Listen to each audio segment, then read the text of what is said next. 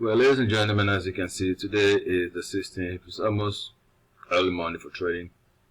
And as you can see, the Dow has just jumped almost 2%, 1.638%. All because of this news right here. Right? That the Fed is trying to invest almost $1 trillion in infrastructure proposal. And because of that, you have that high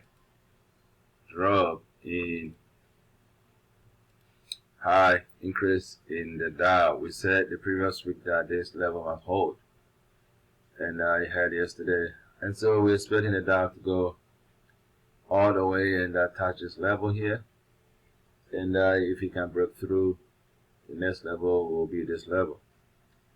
But it's all based on the fact that the economy must produce good news, and as long as there's good news, we expect the Dow to climb, hit this level, and continue upwards. If you're trading today, you should be trading on the upside, not on the downside. I hope this helps. I'll see you next time.